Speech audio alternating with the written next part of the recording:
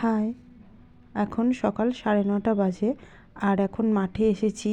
আর এসেই দেখছি এখনও মাঠে কুয়াশা আছে, দূরে দূরে কুয়াশা দেখা যাচ্ছে। আসলে এখন মাঠে এসেছি একটু শাক তুলবো বলে।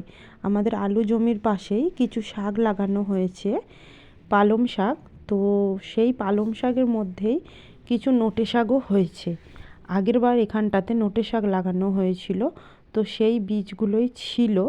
তো পালং শাক লাগানো হওয়ার পরেও সেই বীজগুলো থেকেই নোটে শাকগুলো আবার হয়েছে। তো এই দেখো কি সুন্দর টাটকা টাটকা নোটে শাক হয়েছে। তো এই জন্য নোটে শাকগুলো কিছু তুলবো বলে মাঠে চলে এসেছি। আর চারিদিকটা পুরো সবুজ হয়ে আছে, শাকে শাক ভর্তি পুরো। আর শাকের পাশেও ওই পাশে কিছু মটরশুঁটিও দেওয়া রয়েছে। তো আমি একটা একটা করে নোটে শাক তুলে নিচ্ছি।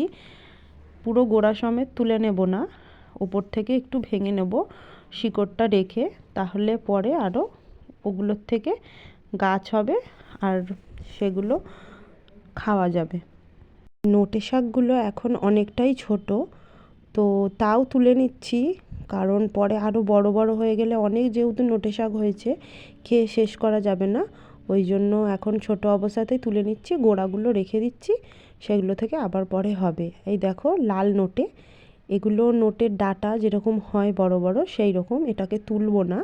কিছু কিছু এই সবুজ নোটে শাকগুলোর মধ্যেও এরকম লাল ডাটা নোটে শাকগুলোও রয়েছে, তো সেগুলোকে রেখে দিয়েছি, ওগুলো পরে ডাটা শাক খাওয়া যাবে।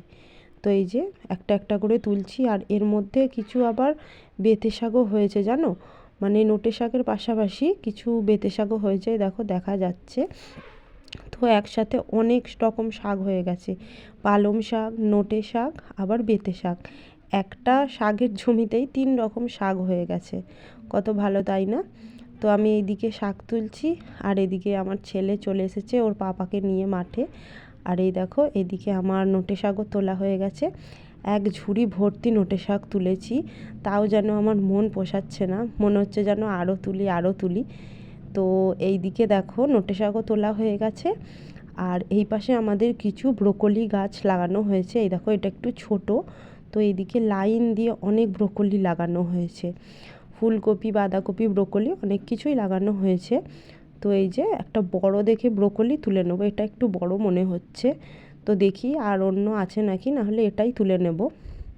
তো আশেপাশেও আছে কিন্তু এটাই বড় মনে হলো, ওই জন্য এটাকেই তুলে নিলাম।